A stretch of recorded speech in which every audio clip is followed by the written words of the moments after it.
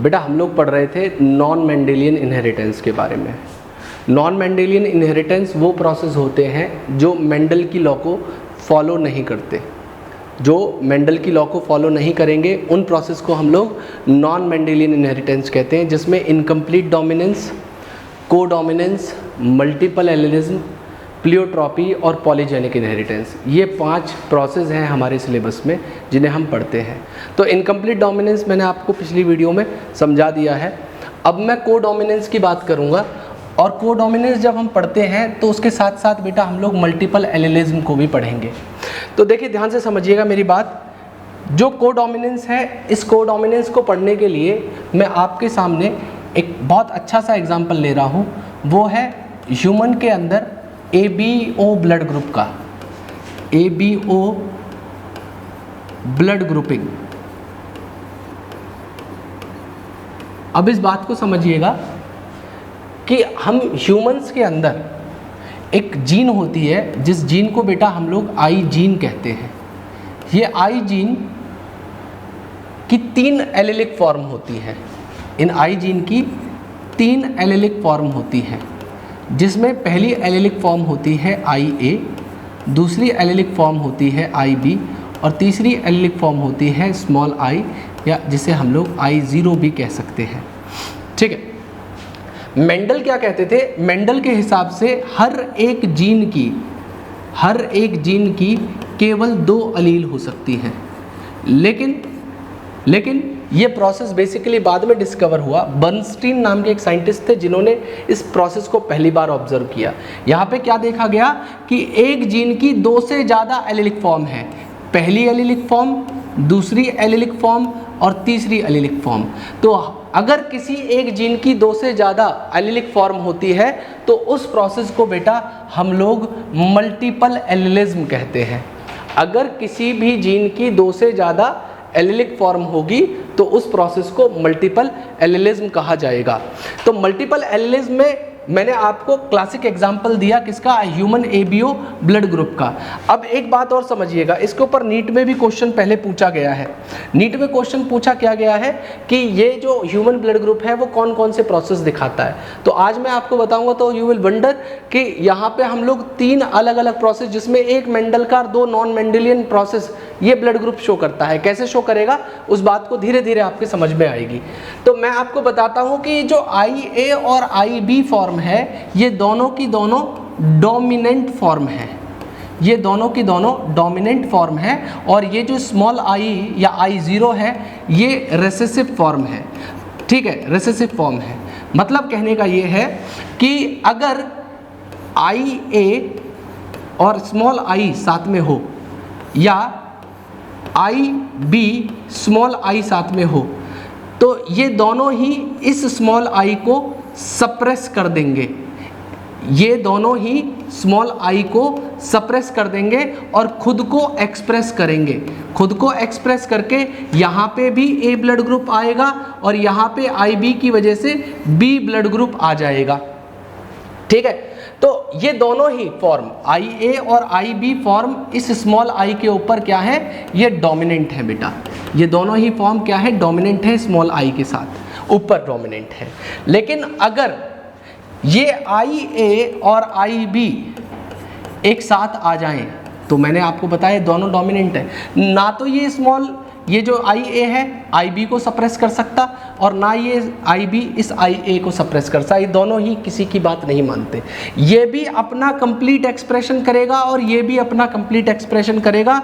दोनों का जो एक्सप्रेशन होगा वो कंप्लीट होगा, कंप्लीट एक्सप्रेशन होगा, जिसकी वजह से यहाँ पे जो ब्लड ग्रुप बन के आएगा वो AB ब्लड ग्रुप बन के आ जाएगा। तो वो कंडीशन जहाँ पे दोनों की दोनों अलील अपने आप को कंप्लीटली एक्सप्रेस करती हो, तो उस प्रोसेस को को-डोमिनेंस कहते हैं। जहाँ पे दोनों की दोनों अलील्स अपने आप को कंप्लीटली एक्सप्रेस करती हो, उस प्रोसेस को बेटा हम को-डोमिनेंस कहते हैं। अभी ये बात इतनी अच्छे से आपको समझ में नहीं आई होगी, अभी धीरे से और मैं इसको और ज़्यादा एक्सप्लेन करूँगा तो आपको आराम से धीरे धीरे ये बात समझ में आएगी। कुछ एक्स्ट्रा इन्फॉर्मेशन इसमें आप एक समझिएगा कि देखिए ब्लड ग्रुप A, B और O, ये तीनों ही ब्लड ग्रुप को लैंडस्टीनर ने डिस्कवर कर दिया था इन ईयर 1900। लैंडस्टीनर नाम के, कार्ल लैंडस्टीनर एक साइंटिस्ट थे जिन्होंने ये 3 ब्लड ग्रुप को बहुत पहले डिस्कवर कर दिया था। अब ध्यान से समझिएगा, आज से 121 साल पहले ये पता चल गया कि हमारे ब्लड ग्रुप होते हैं, ठीक है, A B O A B, ये सारे ब्लड ग्रुप होते हैं। ए बी ब्लड ग्रुप को थोड़े टाइम बाद एक और साइंटिस्ट थे, जिनका 2 साइंटिस्ट थे, ठीक है, एक का नाम था डी कैस्टेलो और दूसरे थे स्टेनी। इन दोनों ने ए बी ब्लड ग्रुप को डिस्कवर कर दिया था। ये आज से 100 साल पहले हो चुका है डिस्कवर, ये दोनों चीज़ें हो चुकी थी कि ब्लड ग्रुप अलग अलग होते हैं, लेकिन आज तक कोई ये डिस्कवर नहीं कर पाया कि ब्लड ग्रुप अलग अलग क्यों होते हैं। मतलब ऐसा क्या हुआ एवोल्यूशन में कि सब ह्यूमंस के अंदर अलग अलग ब्लड ग्रुप बनाने की क्या ज़रूरत पड़ी। मतलब ब्लड ग्रुप अलग होते हैं, क्यों होते हैं ये भी पता है, लेकिन किस लिए होते हैं, रीज़न क्या है अलग अलग ब्लड ग्रुप होने का, ये आज तक डिस्कवर नहीं हो पाया है। और बेटा इस कोडोमिनेंस को या इस आई जीन को कि 3 एलिलिक फॉर्म होती है, इसको तो डिस्कवर कर दिया था बर्नस्टीन ने। इसको डिस्कवर कर दिया था बर्नस्टीन ने कि आई जीन की 3 एलील होती है। तो ध्यान से समझना, इस एबीओ ब्लड ग्रुप के अंदर हमने देखिए कितने मैकेनिज्म देख लिए। सबसे पहला हमने यहाँ पे देख लिया मल्टीपल एलिलिज्म को। हमने सबसे पहला मैकेनिज्म देखा कि ये मल्टीपल एलिलिज्म शो कर रहा है।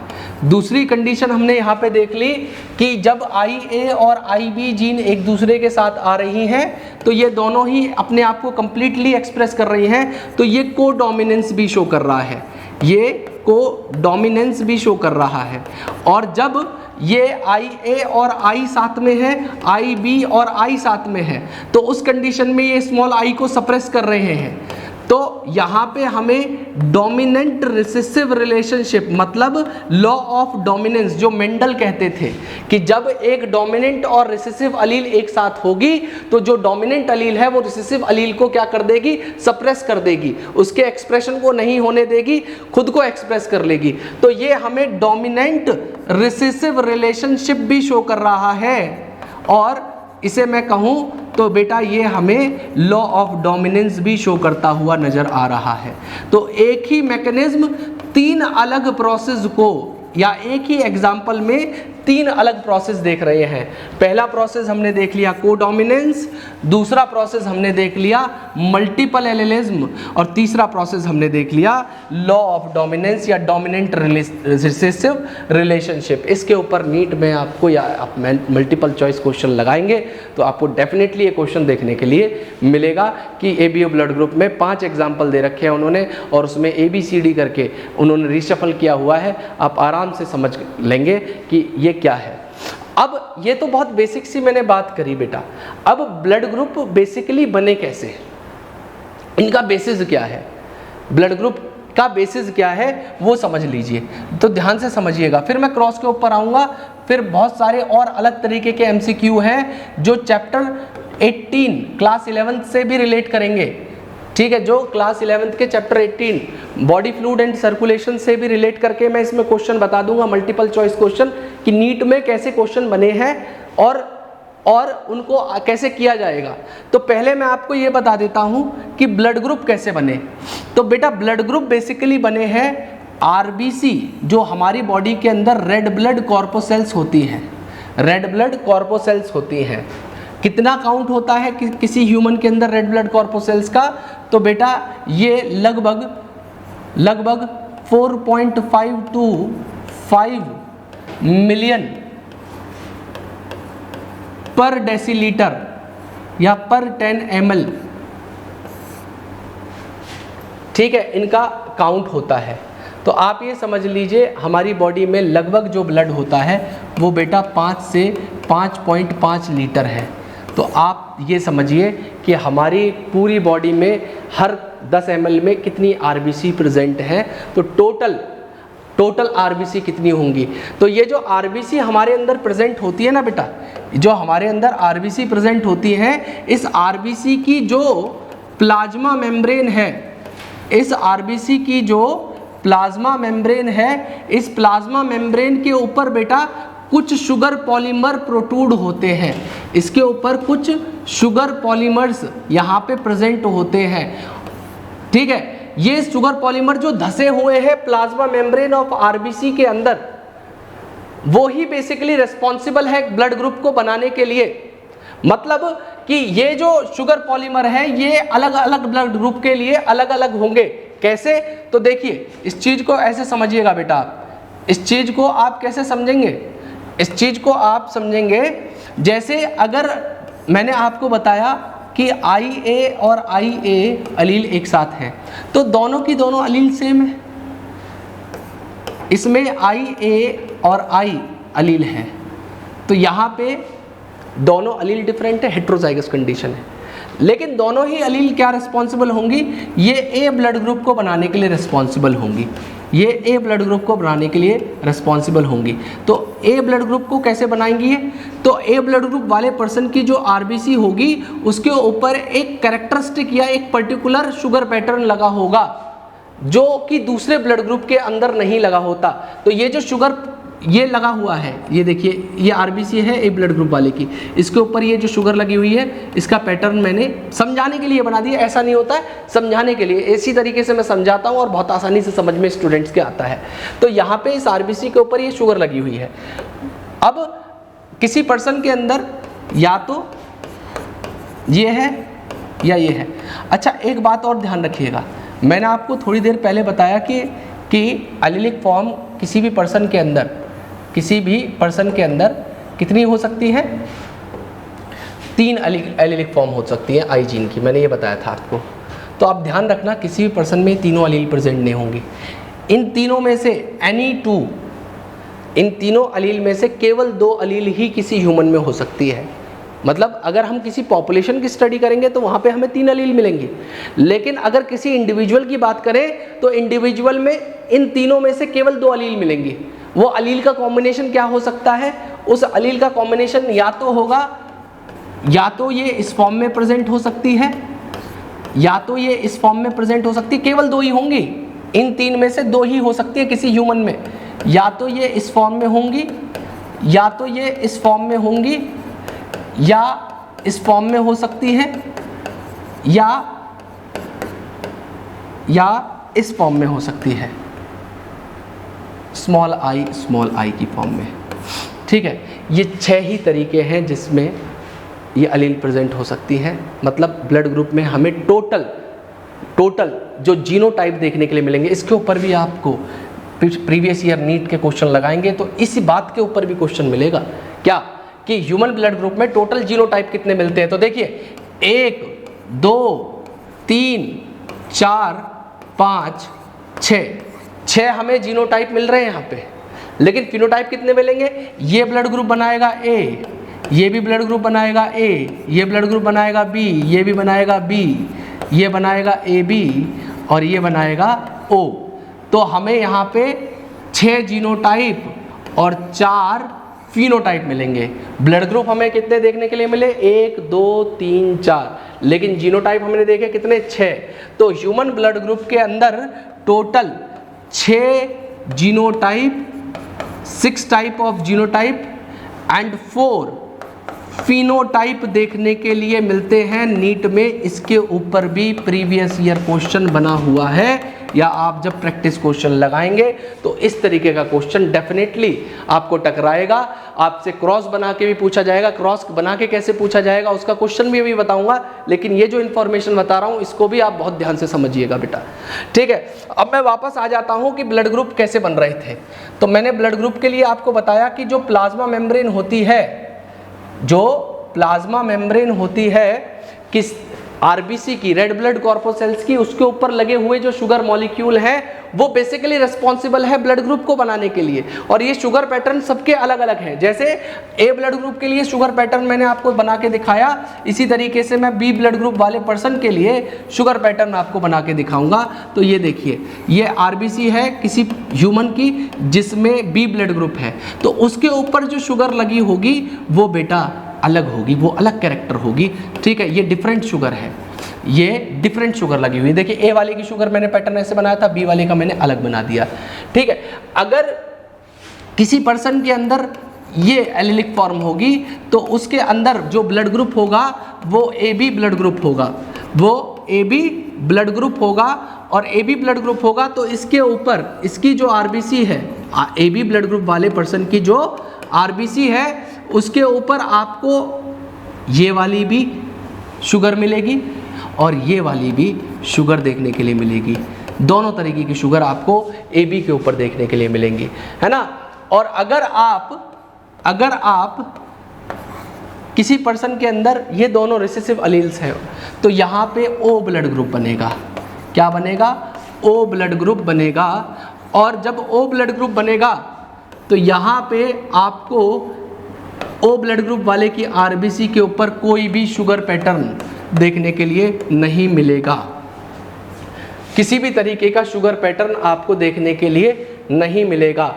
अब इसी से बेसिस बन जाता है यूनिवर्सल डोनर और यूनिवर्सल रिसिपिएंट वाला। अब दरअसल ये जो शुगर है ना, इन शुगर को बेटा हम लोग एंटीजन भी कहते हैं। अब एंटीजन का क्या मतलब है यहाँ पे? जैसे इसके ऊपर RBC जो थी A ब्लड ग्रुप वाले की, उसके ऊपर A एंटीजन है। जो RBC है B ब्लड ग्रुप वाले की, उसके ऊपर B एंटीजन है, ठीक है। और अगर AB ब्लड ग्रुप वाला है तो इसके ऊपर A एंटीजन भी है और B एंटीजन भी है ना। लेकिन यहाँ पे कोई एंटीजन नहीं है। जो O ब्लड ग्रुप है उसके ऊपर कोई एंटीजन नहीं है। अब ये जो एंटीजन वाला कॉन्सेप्ट है वो क्या होता है? तो मेरी बात को आप बहुत ध्यान से समझिएगा, एंटीजन वाला कॉन्सेप्ट आपको समझ में आ जाएगा।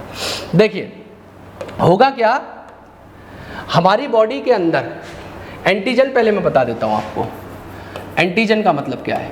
एंटीजन दो वर्ड से मिलके बना है। एंटी का मतलब है एंटीबॉडी, एंटीबॉडी, और जन का मतलब है जनरेटिंग।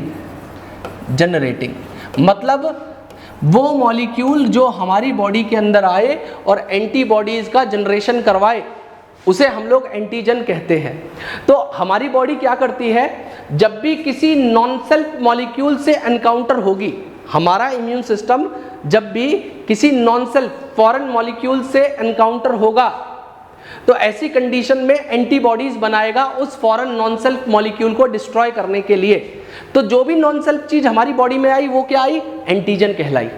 तो सपोज करो किसी पर्सन का ब्लड ग्रुप A है, ध्यान से समझिएगा, किसी पर्सन का ब्लड ग्रुप A है और किसी पर्सन का ब्लड ग्रुप B है। अब इस A पर्सन जिसका ब्लड ग्रुप A था, इस A ब्लड ग्रुप वाले के ऊपर जो इसकी RBC थी, इस पे शुगर इस तरीके की लगी हुई थी, और जो B ब्लड ग्रुप वाला है उस पर्सन के RBC थी, उसके ऊपर शुगर इस तरीके की लगी हुई थी। सबकी स्पेसिफाइड है। तो सपोज करो ये दोनों A और B बहुत अच्छे दोस्त हैं। अब B वाले का क्या हो जाता है? एक्सीडेंट हो जाता है। एक्सीडेंट हो जाता है और इसका ब्लड लॉस बहुत ज़्यादा हो जाएगा। इसका ब्लड लॉस हो गया तो ऐसी कंडीशन में ये A बोलता है कि भाई ये B जो है मेरा बहुत अच्छा दोस्त है, मैं इसे बचाना चाहता हूँ। तो इसे बचाने के लिए A ने क्या किया, बिना सोचे समझे इसके अंदर ब्लड को ट्रांसफ्यूज करा दिया, इसके अंदर ब्लड ट्रांसफ्यूजन करा दिया। अब ऐसी कंडीशन में क्या होगा, ये जो B था जिसका ब्लड लॉस हो गया, वो तो ऑलरेडी बहुत परेशान था, उसको और कॉम्प्लिकेशन हो जाएगी। क्यों कॉम्प्लिकेशन हो जाएगी? ध्यान से समझिएगा।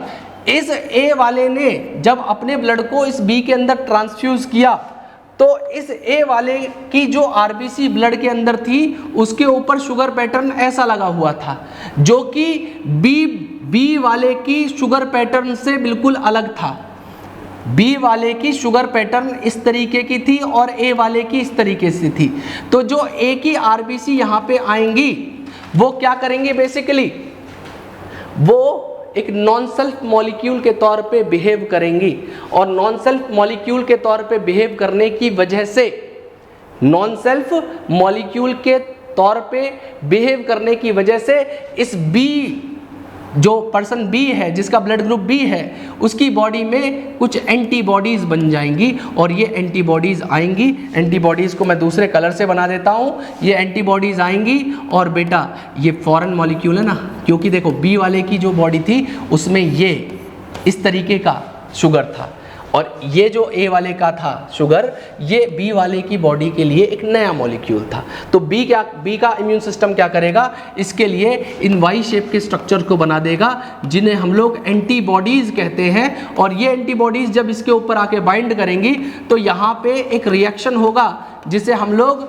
एग्लूटिनेशन रिएक्शन कहते हैं, जिसे हम लोग एग्लूटिनेशन रिएक्शन कहते हैं। और एग्लूटिनेशन रिएक्शन होने की वजह से ब्लड की क्लम्पिंग हो जाएगी, ब्लड की क्लम्पिंग हो जाएगी और ब्लड क्लम्प होने की वजह से, खून जम जाने की वजह से इस बी पर्सन की डेथ हो जाएगी। तो इसीलिए हम जब ब्लड ट्रांसफ्यूजन करवाते हैं तो ब्लड ग्रुप का चेक करना बहुत ज़्यादा ज़रूरी है, या ब्लड ग्रुप का पता होना बहुत ज़रूरी है। अब एक बात समझिएगा कि सपोज करिए कोई पर्सन है जिसका ब्लड ग्रुप ओ है, कोई पर्सन है जिसका ब्लड ग्रुप ओ है। अब ओ वाले के अंदर जो आरबीसीज हैं, एक पर्सन है जिसका ब्लड ग्रुप ओ है, उसकी आरबीसी के ऊपर कोई भी एंटीजन नहीं है। अभी मैंने आपको एंटीजन टर्म बोला था ना, तो एंटीजन क्यों यूज किया, देखिए इसके अंदर ये एंटीजन था। एंटीजन कैसे, ये जब बी के अंदर गया, खुद की बॉडी में ये एंटीजन के तौर पे बिहेव नहीं कर रहा, लेकिन जब ये बी के अंदर इसको ट्रांसफ्यूज कराया गया तो वहां पे जाके इसने एंटीजन के तौर पे बिहेव किया, जिसके लिए इस बी की बॉडी ने एंटीबॉडीज को बनाया और एंटीबॉडीज बनाने की वजह से इन दोनों की बाइंडिंग हुई, जिसकी वजह से ब्लड क्लम्पिंग होने की वजह से इस पर्सन की डेथ हुई। तो यहाँ पे इस ओ वाले के ऊपर कोई एंटीजन नहीं होता, कोई एंटीजन नहीं होता। और कोई एंटीजन नहीं होता तो हम किसी भी पर्सन के अंदर इसे ब्लड को ट्रांसफ्यूज कर सकते हैं, इस ब्लड को आराम से ट्रांसफ्यूज कर सकते हैं। क्यों, क्योंकि इसके ऊपर कोई एंटीजन नहीं है। तो कहीं पे भी जाके इस एग्लूटिनेशन रिएक्शन नहीं होगा, चाहे ए के अंदर कर दे, चाहे बी के अंदर कर दे, चाहे ए बी के अंदर कर दे, चाहे ओ के अंदर कर दे। हम किसी भी ब्लड ग्रुप के अंदर इस ओ ब्लड ग्रुप को इजीली ट्रांसफ्यूज करवा सकते हैं, क्योंकि इसके ऊपर कोई एंटीजन प्रेजेंट नहीं होता। और इसीलिए इस ओ ब्लड ग्रुप को बेटा हम लोग क्या कहते हैं, यूनिवर्सल डोनर कहते हैं।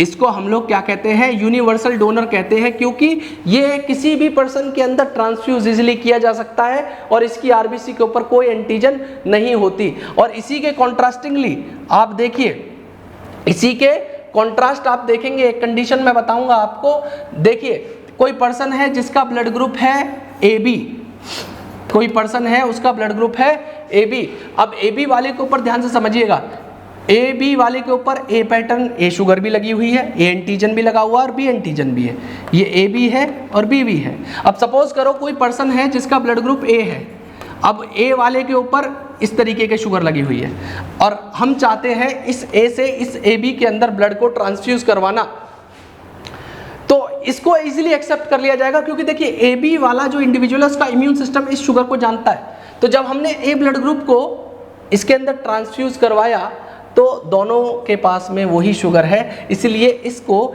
इजीली एक्सेप्ट कर लिया जाएगा, इसको इजीली एक्सेप्ट कर लिया जाएगा।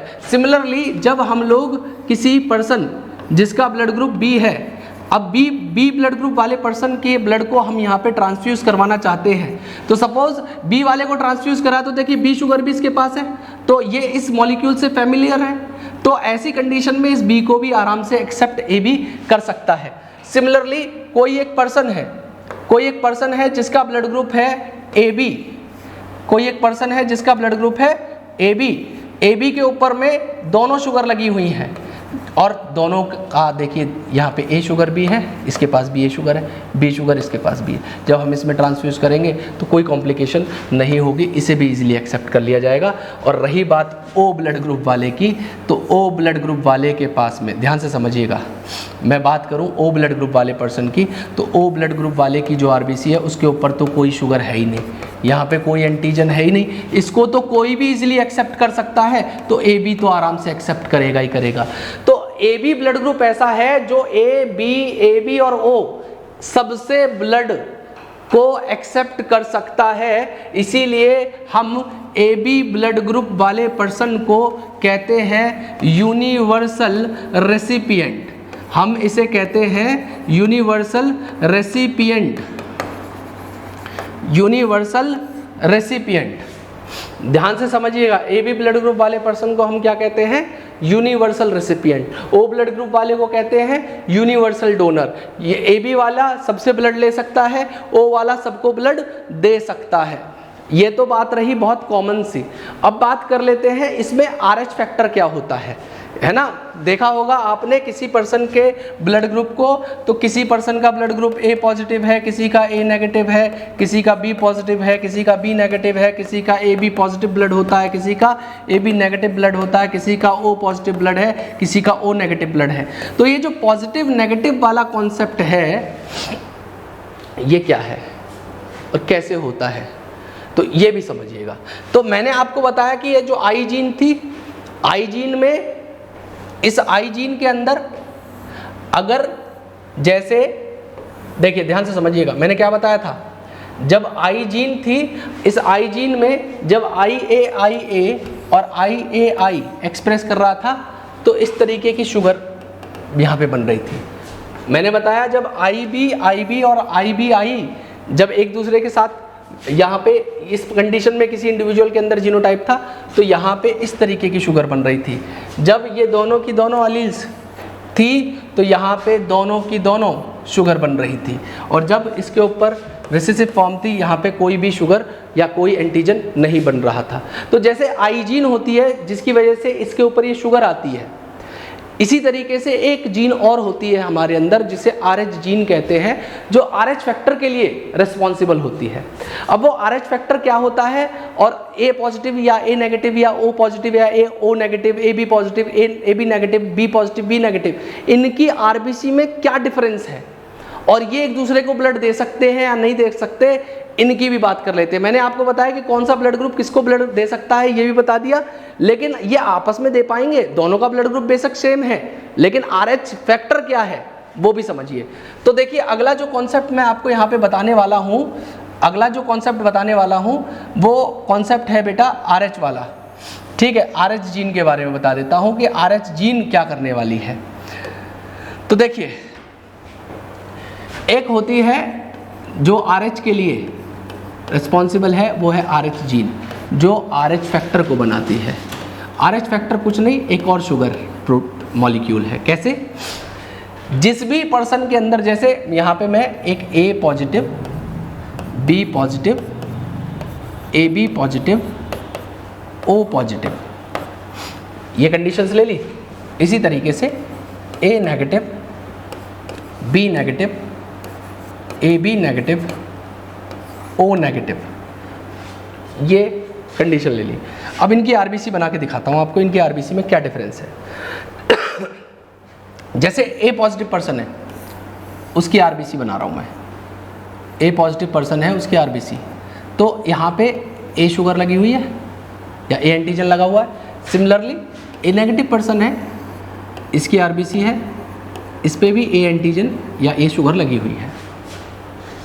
दोनों के पास A शुगर है, बस A पॉजिटिव के पास अंतर क्या होगा, अंतर ये होगा कि इसके पास में जो RH फैक्टर है, तो RH की जो प्रोटीन है वो यहाँ पे होगी बस एक्स्ट्रा, मतलब ये जो एक एक्स्ट्रा शुगर है जो RH फैक्टर कहला रहा है, ये RH शुगर इसके ऊपर लगी होगी या RH फैक्टर इसके ऊपर लगा होगा, जो कि यहाँ पे नहीं होगा।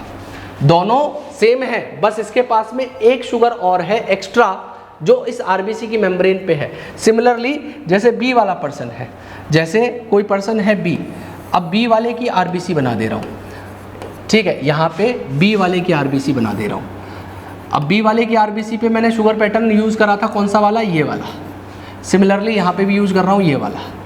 तो दोनों के पास में देखिए B पॉजिटिव हो चाहे B नेगेटिव हो, उनके पास में B एंटीजन तो होगा ही होगा।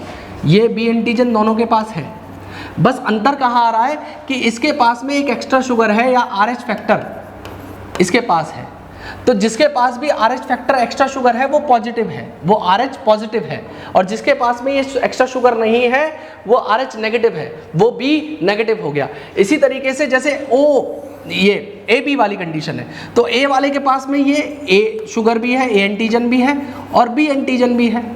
ऐसे ही AB वाले नेगेटिव वाली कंडीशन में भी आपको ये दोनों शुगर मिलेंगी, A एंटीजन भी मिलेगा, B एंटीजन भी मिलेगा। बस अंतर क्या आ रहा है कि इसके पास में एक RH एंटीजन एक्स्ट्रा है या RH फैक्टर है, जो कि इसके पास में नहीं है, जिसकी वजह से इसे मैंने AB पॉजिटिव कह दिया, इसे AB नेगेटिव कह दिया। सिमिलरली O वाले की बात करता हूं मैं, तो O वाले के ऊपर देखिएगा बेटा, O वाले के ऊपर देखिएगा, O वाले के ऊपर दोनों कंडीशन में ही उनकी RBC पे कोई एंटीजन नहीं होगा, बस अंतर क्या आएगा, अंतर आएगा इसकी शुगर पे, RH शुगर पे।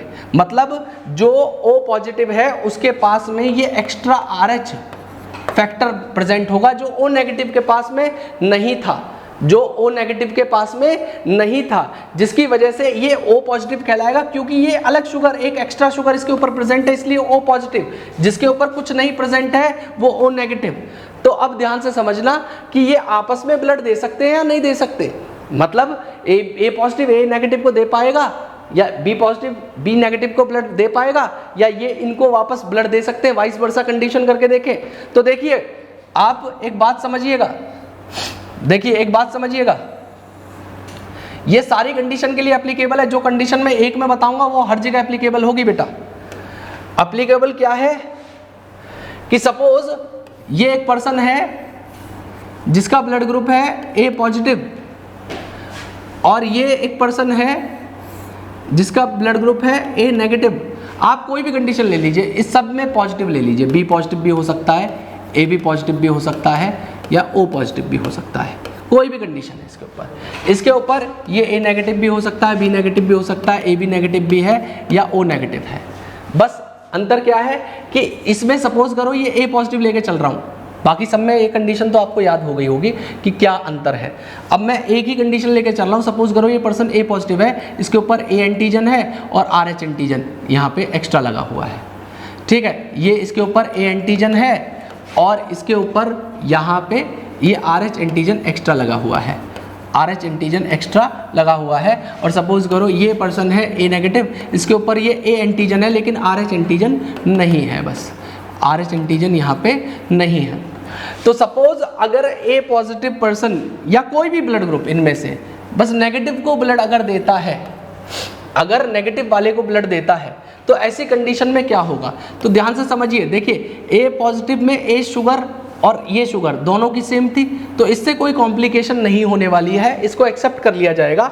बट जो प्रॉब्लमेटिक है वो प्रॉब्लमेटिक है ये RH एंटीजन जो इसके पास एक्स्ट्रा है। ये RH एंटीजन इस A नेगेटिव वाले पर्सन के अंदर नहीं था, जिसकी वजह से इसके इम्यून सिस्टम के लिए ये एक एंटीजन है, ये एक फॉरेन मॉलिक्यूल है, और फॉरेन मॉलिक्यूल होने की वजह से इस A नेगेटिव वाले पर्सन की जो बॉडी है वो एंटीबॉडीज़ का प्रोडक्शन करना शुरू कर देगी, और वो जो एंटीबॉडीज़ हैं वो इस RH एंटीजन के ऊपर बाइंड करेंगी, जिसकी वजह से फिर से एग्लूटिनेशन हो सकता है। मतलब इस A negative B negative AB negative या O नेगेटिव जिसके अंदर भी हम पॉजिटिव वाले ब्लड को डालेंगे उसके अंदर कॉम्प्लिकेशन हो जाएगी, फर्टिलिटी हो जाएगी।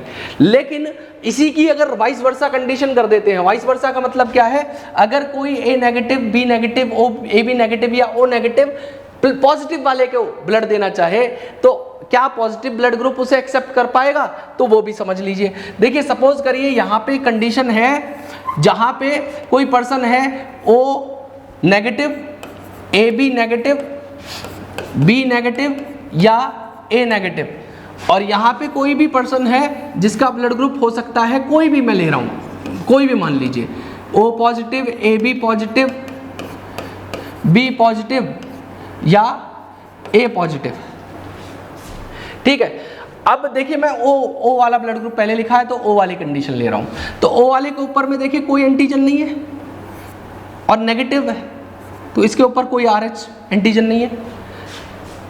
यहाँ पे O पॉजिटिव है, O के ऊपर कोई एंटीजन नहीं होता, लेकिन यहाँ पे RH एंटीजन तो होगा क्योंकि ये पॉजिटिव है, तो RH एंटीजन इसके ऊपर है। अब यहाँ पे अगर मैं इसके ब्लड को इसके अंदर ट्रांसफ्यूज करता हूँ तो ऐसी कंडीशन में कोई भी कॉम्प्लिकेशन नहीं होगी। क्यों?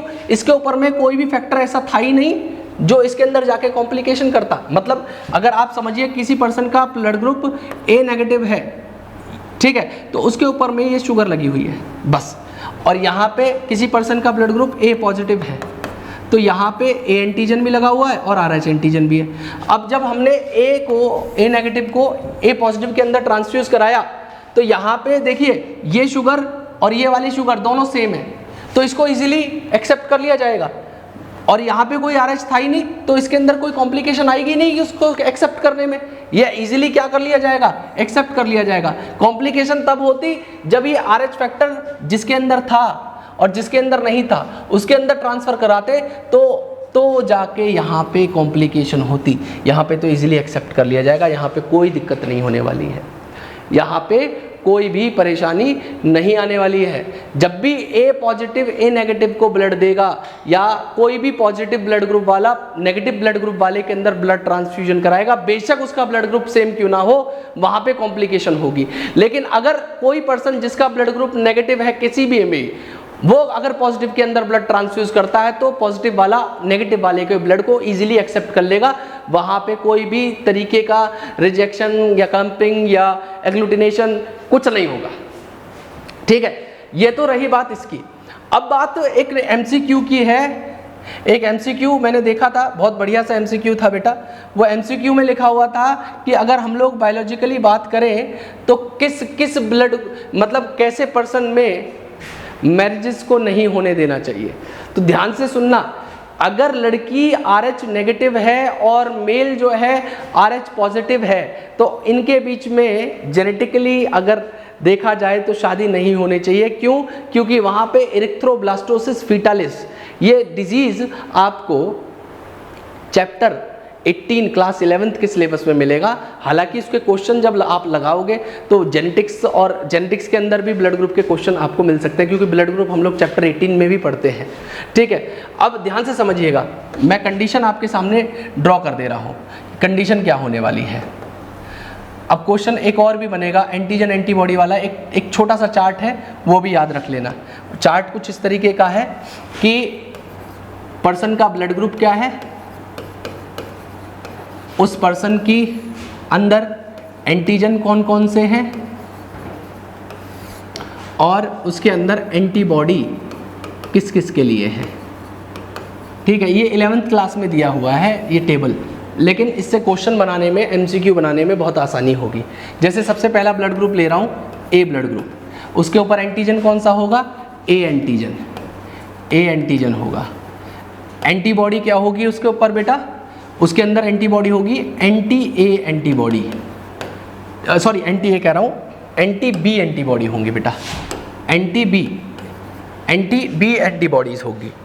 किसी पर्सन का अगर ब्लड ग्रुप है बी तो उसके ऊपर एंटीजन होगा बी एंटीजन और एंटीबॉडी होंगी एंटी ए एंटीबॉडी।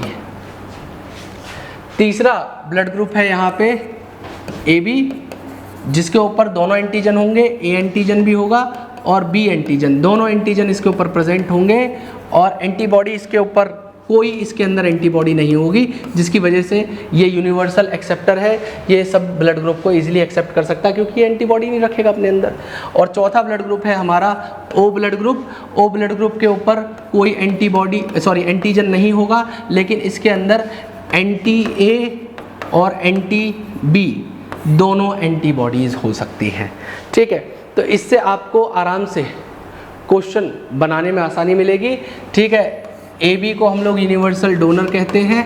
क्यों कहते हैं? क्योंकि यूनिवर्सल डोनर कह रहा हूँ, यूनिवर्सल रिसिपिएंट कहते हैं। क्यों? क्योंकि ये सबसे इजीली ब्लड को एक्सेप्ट कर सकता है, रिसिपिएंट कहते हैं। और ओ वाले को हम लोग यूनिवर्सल डोनर कहते हैं क्योंकि ये इजीली सबको ब्लड दे सकता है।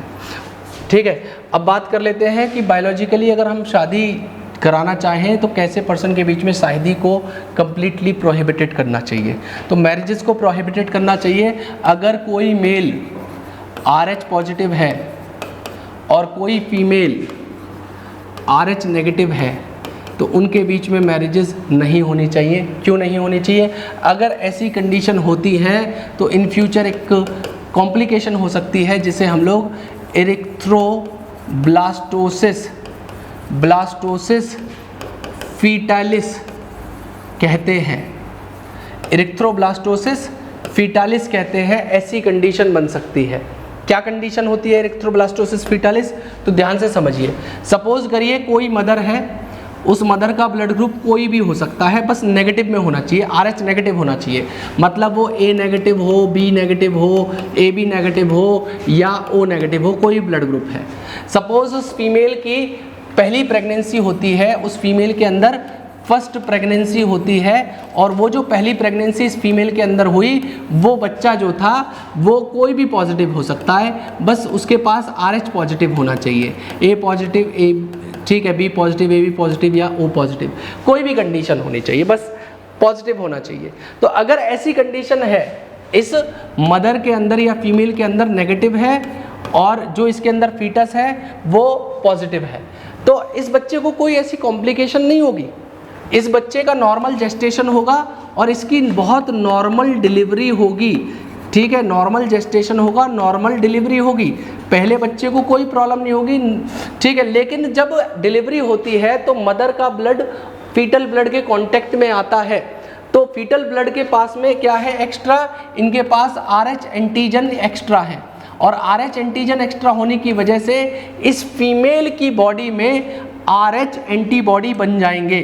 क्या बन जाएंगे? RH एंटीबॉडीज बन जाएंगे, और RH एंटीबॉडी बनने की वजह से, RH एंटीबॉडीज बनने की वजह से वो RH एंटीबॉडीज उसके ब्लड के अंदर सर्कुलेट हो रहे होंगे, बन के वहाँ पे स्टोर हो जाएंगे, ठीक है, ये RH एंटीबॉडीज बन गए। अब खुदा ना खास्ता इस फीमेल को सेकंड प्रेगनेंसी हुई, ठीक है, उस फीमेल को सेकंड प्रेगनेंसी हुई, और वो सेकंड प्रेगनेंसी भी क्या होती है, वो पॉजिटिव हो जाता है बच्चा, उसका जो ब्लड ग्रुप है वो RH पॉजिटिव हो जाता है फिर से। तो ऐसी कंडीशन में इस बच्चे के साथ में कॉम्प्लिकेशन होगी।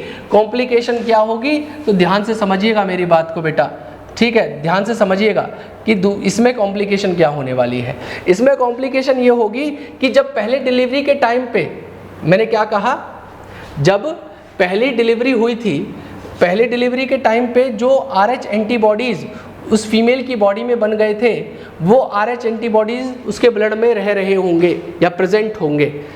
अब वो RH एंटीबॉडीज़ क्या करेंगे, इस RH पॉजिटिव फीटस को डिस्ट्रॉय करना शुरू करेंगे, उसकी RBCs को जाके क्या करेंगे, ये प्लासेंटा से उसकी बॉडी मतलब उस फीटस तक पहुंचेंगे, और फीटस की जो RBC है उस पे लगे हुए जो RH एंटीजन है, इन RH एंटीजन को ऊपर ये एंटीबॉडीज़ बाइंड करके इसे डिस्ट्रॉय करना शुरू करेंगे, जिससे कि RBC जो है वो खुद रप्चर होने लग जाएगी, जिससे RBC का काउंट कम हो जाएगा, और वो जो फीटस है उसको बर्थ से पहले ही उस फीटल स्टेज में उसको अनीमिया हो जाएगा, और ज़्यादा RBC डिस्ट्रॉय होने की वजह से उसको जॉन्डिस हो जाएगा, और उस फीटस की अगर ज़्यादा फर्टिलिटी है और वहाँ पे केयरलेसनेस की गई तो इस फीटस की अंदर डेथ भी हो सकती है। और फीटस की डेथ के साथ साथ मदर के लिए भी ये केस कॉम्प्लिकेशन में आ सकता है। तो अगर RH पॉजिटिव मेल है और RH नेगेटिव फीमेल है तो ऐसी कंडीशन में मैरिजेस नहीं होनी चाहिए। अगर होती हैं तो ऐसी कंडीशन में क्या होता है, एरिथ्रोब्लास्टोसिस फीटालिस हो सकता है बेटा। क्या हो सकता है? एरिथ्रोब्लास्टोसिस फीटालिस नाम की बीमारी हो सकती है। और कैसे हुई वो कंडीशन मैंने आपके सामने बता दी है, वो कंडीशन मैंने आपके सामने बता दी है कि एरिथ्रोब्लास्टोसिस फीटालिस कैसे हुआ। ठीक है, ये तो बात रही इसकी कि ब्लड ग्रुप में कैसे कैसे क्या चक्कर हो सकता है, RH पॉजिटिव RH नेगेटिव क्या होगा। अब क्रॉस से रिलेटेड क्वेश्चन, हालांकि क्रॉस से रिलेटेड क्वेश्चंस पेडिग्री में भी डाल के पूछे जा सकते हैं। उन क्वेश्चंस को जब मैं पेडिग्री पढ़ाऊंगा तो उस दौरान बताऊंगा। अब जो मैं आपको बताने वाला हूं वो है क्रॉस कैसे कैसे किए जा सकते हैं। तो क्रॉस करने के लिए ध्यान से सुनिए, एक टेबल बना दे रहा हूं आपके सामने में। उस टेबल को अगर आप याद रखते हैं तो हर तरीके के क्रॉस को कर पाएंगे, बस आपको एलिलिक फॉर्म पता होनी चाहिए। जैसे कि मैं यहाँ पे एक टेबल ड्रॉ कर रहा हूं,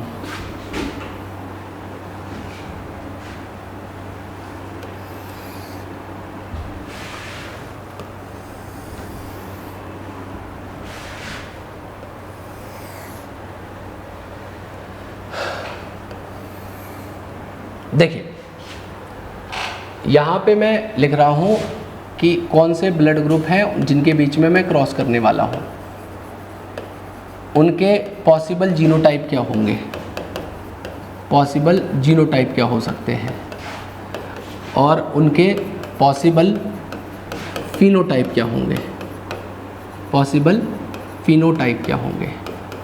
तो मेरी बात समझिएगा ध्यान से समझिएगा मेरी बात को आप। यहाँ पे पहला क्रॉस ले रहा हूँ, ए ब्लड ग्रुप को ए के साथ में क्रॉस करवा दे रहा हूँ। तो यहाँ पे दो कंडीशन बन सकती है। सबसे पहली कंडीशन है क्या है, आई ए को हम आई ए के साथ में क्रॉस करते हैं। तो यहाँ पे ऑब्वियस सी बात है ए ही ब्लड ग्रुप बनेगा, ठीक है।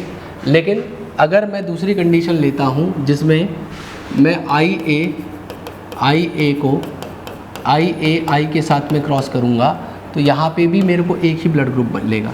लेकिन अगर मैं आई को आई के साथ में क्रॉस करता हूँ, दोनों को हेट्रोजाइगस लेता हूँ, तो यहाँ पे अगर क्रॉस करके दिखाया जाए तो देखिए क्रॉस में क्या रिज़ल्ट आएगा। यहाँ पे आपको क्रॉस में क्या रिज़ल्ट मिलेगा। देखिए मैंने क्या किया, आई को आई के साथ क्रॉस कर रहा हूँ, तो ये आई है, आई है, पहला ब्लड ग्रुप बन गया क्या, सॉरी आई है, तो ये बन गया मेरे पास में ए। दूसरी कंडीशन में क्या बन गया, ए। तीसरी कंडीशन में क्या बन गया, ए। और चौथी कंडीशन में बन गया ओ। तो 75% प्रोजेनी के अंदर ए ब्लड ग्रुप होगा और 25% प्रोजेनी में ओ ब्लड ग्रुप होगा। तो यहाँ पे मुझे दोनों ब्लड ग्रुप मिल सकते हैं, ए भी मिल सकता है और ओ भी मिल सकता है। अब दूसरी कंडीशन मैं आपके सामने बना रहा हूँ जिसमें मैं बी ब्लड ग्रुप को क्रॉस कर रहा हूँ, ठीक है, जिसमें मैं बी ब्लड ग्रुप को क्रॉस कर रहा हूँ। तो यहाँ पे देखिए मैं बी ब्लड ग्रुप को बी के साथ में क्रॉस कर रहा हूँ, तो कंडीशन यही बनेगी। सबसे पहली कंडीशन आई बी को मैं आई बी के साथ क्रॉस कर रहा हूँ, आई बी को आई बी के साथ में क्रॉस कर रहा हूँ, तो बी ब्लड ग्रुप बनेगा पहला में। दूसरे में मैं क्या कर रहा हूँ, आई बी को क्रॉस कर रहा हूँ आई के साथ में, तो भी बी ब्लड ग्रुप बनेगा। अगर मैं दोनों को हेट्रोजाइगस लेता हूँ, तो यहाँ पे मेरे को ब्लड ग्रुप दो मिलेंगे, एक मिलेगा बी और एक मिलेगा बेटा ओ, ठीक है, ये ब्लड ग्रुप मिलेंगे। अब तीसरी कंडीशन मैं ले दे रहा हूँ जहाँ पे मैं क्या करता हूँ, ए बी और ए बी को क्रॉस कर दे रहा हूँ साथ में। ए बी और ए बी को जब मैं क्रॉस करूँगा तो मुझे यहाँ पे क्या रिज़ल्ट मिलेगा, तो वो कंडीशन भी आप देख लीजिए एक बार। तो यहाँ पे देखिए मैंने ए बी को ए बी के साथ में क्रॉस कर दिया, ठीक है, आई ए आई बी। यहाँ पे देखेंगे आपको पहला ब्लड ग्रुप मिलेगा ए, दूसरा ब्लड ग्रुप मिल रहा है ए बी, तीसरा ब्लड ग्रुप मिल रहा है ए बी, चौथा ब्लड ग्रुप मिल रहा है बी। तो यहाँ पे देखिए 25% ए, 50%, मतलब 4 में से 2 प्रोजेनी ए बी और 25% बी। तो हमें यहाँ पे 3 ब्लड ग्रुप मिलेंगे, ए बी और ए बी, और इनका रेशियो देख लीजिए, ए का 1 प्रोजेनी, ए बी की 2 और बी वाले की 1। तो यहाँ पे भी हमें 1:2:1 का रिज़ल्ट मिलता है, ठीक है, यहाँ पे भी हमें 1:2:1 का रिज़ल्ट मिलता है। एंड लास्ट कंडीशन हो सकती है बेटा, लास्ट कंडीशन जो होगी आपके सामने वो मैं आपको बता देता हूँ कि लास्ट कंडीशन क्या मिलने वाली है हमें।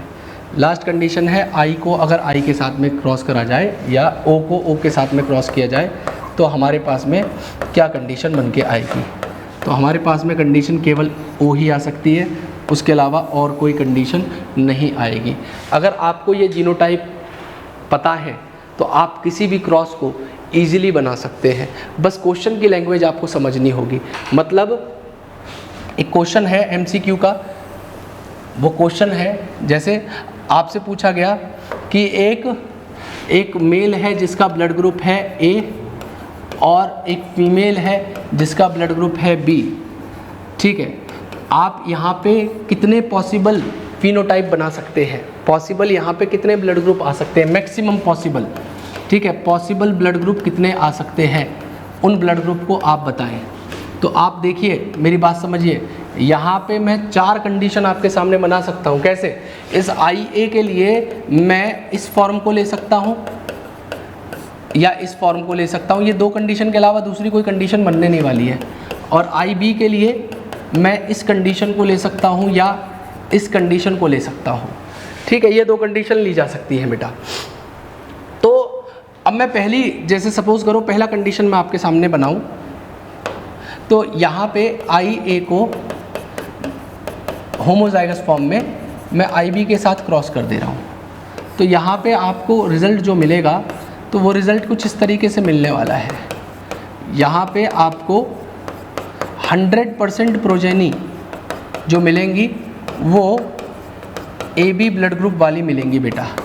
100% प्रोजेनी जो मिलेंगी वो AB ब्लड ग्रुप वाली मिलेंगी। 100% प्रोजेनी जो मिलेंगी वो AB ब्लड ग्रुप की मिलेंगी बेटा। ठीक है, ये पहली कंडीशन थी। अब दूसरी कंडीशन मैं लेता हूँ, जहाँ पे मैं क्या कर रहा हूँ, IA को होमोजाइगस रख रहा हूँ और IB को मैं हेट्रोजाइगस फॉर्म में रख रहा हूँ। तो यहाँ पे देखिए ब्लड ग्रुप क्या आने वाले हैं ऑफस्प्रिंग के अंदर। तो यहाँ पे मैंने IA को होमोजाइगस कंडीशन में रखा और IB को मैंने यहाँ पे इस कंडीशन में रखा। ठीक है, इस कंडीशन में रखा।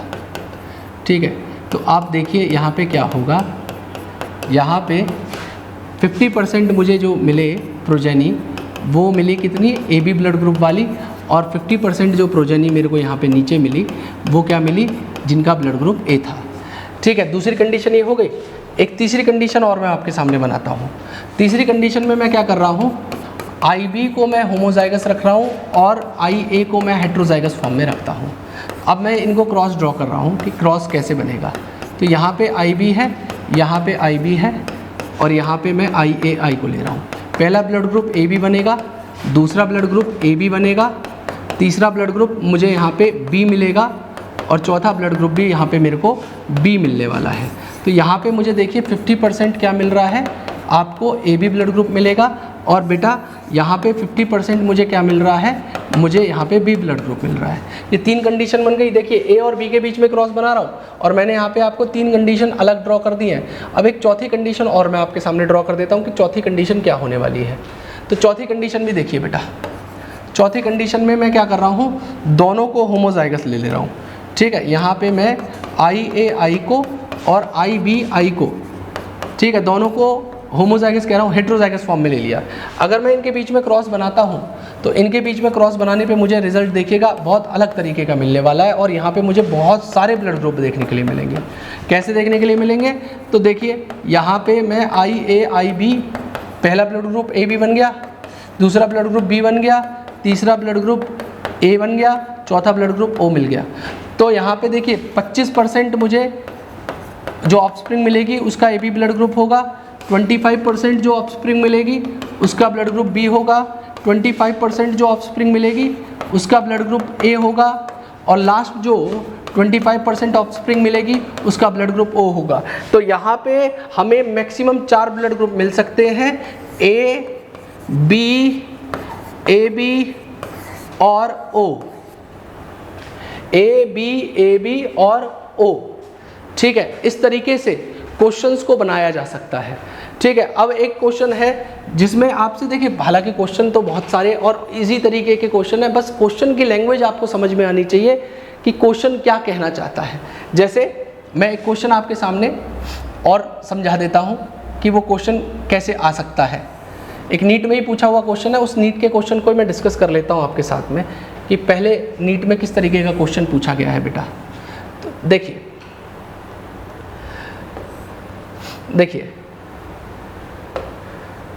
क्वेश्चन पूछा गया है कि एक फादर है जिसका ब्लड ग्रुप है A और मदर का ब्लड ग्रुप है AB। ठीक है, फादर का ब्लड ग्रुप है A और मदर का ब्लड ग्रुप है AB। अब इनमें से ऑफस्प्रिंग का कौन सा जीनोटाइप होगा जो ये बताएगा कि वो जो फादर है वो हेट्रोजाइगस फॉर्म में है, वो फादर हेट्रोजाइगस फॉर्म में, ना कि होमोजाइगस फॉर्म में। मेरी बात समझिएगा। तो क्वेश्चन मैंने क्या बोला कि फादर का ब्लड ग्रुप ए है, मदर का ब्लड ग्रुप ए बी है, और यहाँ पे ऑफस्प्रिंग का कौन सा ब्लड ग्रुप बताएगा हमें कि जो फादर है जिसका ब्लड ग्रुप ए है वो होमोजाइगस फॉर्म में है या हेट्रोजाइगस फॉर्म में है। ध्यान से समझना, ध्यान से समझना। अब देखिए यहाँ पे ये फादर का ब्लड ग्रुप मैं पहली कंडीशन में आई ए लेके चल रहा हूँ, और मदर का तो ए बी है, तो यहाँ पे सिंपल सी कंडीशन है आई बी होगी। पहला ब्लड ग्रुप ए हो गया, दूसरा ब्लड ग्रुप ए हो गया, तीसरा ब्लड ग्रुप ए बी हो जाएगा, चौथा ब्लड ग्रुप ए बी हो जाएगा। तो यहाँ पे हमें 50% ऑफस्प्रिंग ए ब्लड ग्रुप वाली मिल रही है और 50% ऑफस्प्रिंग यहाँ पे मुझे ए बी ब्लड ग्रुप वाली मिल रही है, ठीक है। लेकिन अगर ये फादर हेट्रोजाइगस होता तो क्या कंडीशन बन के आती? तो अगर फादर हेट्रोजाइगस होता तो बेटा यहाँ पे कंडीशन कुछ ऐसी होती, पहला ए बनता, दूसरा भी ए बनता, तीसरा ए बी बनता, लेकिन चौथा बी बनता। तो अगर बी ब्लड ग्रुप आता है, अगर बी ब्लड ग्रुप ऑफस्प्रिंग के अंदर आ रहा है तो ये दर्शाता है कि फादर हेट्रोजाइगस है, और अगर फादर होमोजाइगस है तो वहाँ पे बी ब्लड ग्रुप हमें देखने के लिए नहीं मिलेगा। अगर आप एमसीक्यू लगाएंगे तो आपको बहुत अच्छे एमसीक्यूज़ वहाँ पे देखने के लिए मिलेंगे, अच्छे क्वेश्चंस आपको देखने के लिए मिलेंगे, बहुत इजी क्वेश्चंस देखने के लिए मिलेंगे। बस आपको एमसीक्यूज़ की लैंग्वेज को देखना होगा कि वो उसकी डिमांड क्या है, वो पूछ क्या रहा है, किस फॉर्म में पूछ रहा है। अगर आप केवल और केवल इनके जीनोटाइप को याद रखते हैं तो कोई भी ऐसा क्वेश्चन नहीं है जो आपसे ना लगे, ठीक है। मैंने आपको क्या बताया, अब लास्ट में मैं फिर से एक बार आपको कोडोमिनेंस और मल्टीपल एलिलिज्म की डेफिनेशन बताता हूँ। लास्ट में एक बार और देखिए, मैंने बताया क्या मल्टीपल एलिलिज्म की डेफिनेशन मैंने बताई, मल्टीपल एलिलिज्म की डेफिनेशन मैंने बताई क्या, कि जब भी कोई भी एक जीन दो से ज़्यादा एलिलिक फॉर्म में प्रेजेंट होगी तो उस कंडीशन को मल्टीपल एलिलिज्म कहते हैं। और अगर कोई कंडीशन जहाँ पे दोनों की दोनों जीन्स इक्वली डोमिनेंट हैं और कंप्लीटली अपने आप को एक्सप्रेस करती हैं, जहाँ पे दोनों allele both alleles completely expressing themselves, तो ऐसी कंडीशन को हम लोग कोडोमिनेंस कहते हैं। और इसका एग्जाम्पल है ए बी ब्लड ग्रुप जहाँ पे दोनों अलील आई ए और आई बी कंप्लीटली अपने आप को एक्सप्रेस कर रही हैं, ठीक है, और ए एंटीजन और बी एंटीजन कंप्लीट बन के आ रहा है। और मल्टीपल एलिलिज्म का एग्जाम्पल आपने पढ़ा क्या, आई जीन जो कि 3